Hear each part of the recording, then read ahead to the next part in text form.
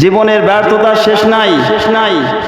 দুনিয়ার কত ডিগ্রি ডজনে ডজনে ডিগ্রি অর্জন করি, দুনিয়ার কত প্রয়োজনে কত কিছু শিক্ষা লাভ করি আল্লাহকে পাওয়ার জন্য, 5 ওয়াক্ত নামাজ পড়ার জন্য অন্তত সূরা ফাতিহার সঙ্গে আরো 4টা সূরা শিক্ষা করা প্রত্যেকটা মুসলমান নর নারীর জন্য ফরজ। কমপক্ষে সূরা ফাতিহার সঙ্গে আরো 4টা সূরা, তার কমপক্ষে 5টা সূরার প্রয়োজন শিক্ষা করা ফরজ।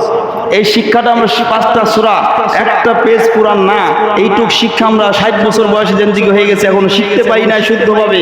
কিন্তু দুনিয়া তো ডিগ্রি অর্জন করছি, বড় বড় ডিগ্রি অর্জন করছি, বড় বড় ক্ষমতা অর্জন করেছি, দুনিয়ার নাম সুনাম অর্জন করেছি, কিন্তু আল্লাহর একজন খাঁটি বান্দা হওয়ার এখনো তৌফিক প্রাপ্ত হতে পারি নাই। কারণ আমার আপনার মধ্যে সেই পরিপূর্ণ চেষ্টা নাই। যেহেতু এই জন্য আল্লাহ আমাকে ওই পরিমাণ দান করেন না, এলেম দান করেন নাই। যদি আমার আপনার মধ্যে ওই পরিমাণ এলেম দান করার যদি আগ্রহ থাকতো, অর্জন করার চেষ্টা থাকতো, তাহলে অবশ্যই আল্লাহ রাব্বুল আলামিন আমাকে এলেম দান করতেন। আল্লাহ কখন দান করেন? বান্দা যখন নিয়ত সহি থাকবে, চেষ্টা পরিপূর্ণ হবে, ওই পথের মধ্যে আল্লাহ অবশ্যই তাকে সফলতা দান করবেন। কিন্তু আমাদের মধ্যে চেষ্টায় পরিপূর্ণ নাই।